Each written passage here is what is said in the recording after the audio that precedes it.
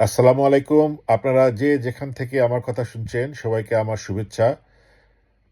আমি আক্তার মাহমুদ। আপনাদের কিছু গুরুত্বপূর্ণ কথা বলবো। লন্ডনে সম্প্রতি আরাফাত কোকো স্মৃতি ক্রিকেট টুর্নামেন্টের পুরস্কার বিতরণী অনুষ্ঠান হয়েছে। সেখানে বহু গণ্যমান্য এবং খেলোয়াড় অনেকেই উপস্থিত ছিলেন এবং সেখানে পুরস্কার বিতরণ করেছেন জনাব তারেক রহমান।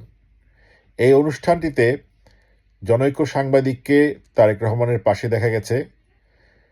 এই সাংবাদিক অতীতে তারেক খালেদা জিয়ার শিরোনাম দিয়ে সংবাদ করেছেন অনলাইন পোর্টালে যে নিউজ লিঙ্কে ক্লিক করলে পর্ন স্টারের ছবি কানেক্টেড হয়ে যেত।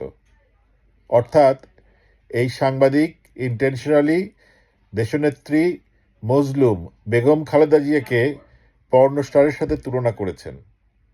বিষয়টা যারা দীর্ঘকাল সংগ্রাম করেছে, যারা সংবাদপত্রের সাথে কাজ করেছে, তাদের অজানা থাকার কথা নয়। সে একজন একনিষ্ঠ আওয়ামী লীগের কর্মী, তারেক রহমান বিদ্বেষী। তারপরেও এই ব্যক্তিকে কিভাবে তারেক রহমানের একান্ত নিকটবর্তী হওয়ার সুযোগ দিল, কারা দিল, তাদের মুখোশ দেশ ও জাতি জানতে চায়। কারণ এখানেই এই শস্যের মধ্যেই ভূত রয়েছে। কদিন আগেই আরও অনেক ঘটনা আমরা দেখেছি, ফেসবুক এবং সামাজিক মাধ্যমে জেনেছি।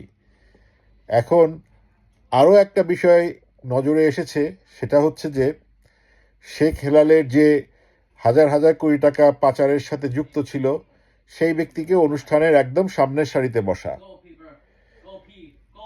আরও অনেককে দেখা গেছে যাদের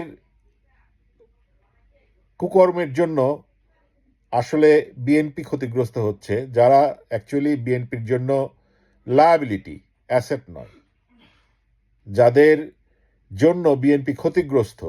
মানুষজন বিএনপির উপর ত্যক্ত বিরক্ত হয়ে যাচ্ছে।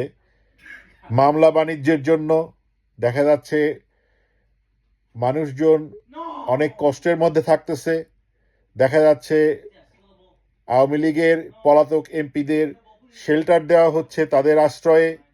আওয়ামী লীগের পলাতক যারা তাদের সম্পদ রক্ষা করতেছে এমন ব্যক্তিকে দেখা যাচ্ছে। এইসব কিছু দেখে এই প্রশ্নটা ওঠাই স্বাভাবিক নয় কি, যে এইসব বিতর্কিত লোকদেরকে অর্থের বিনিময়ে সমাজে পুনর্বাসিত করা এবং সে লক্ষ্যে তাদেরকে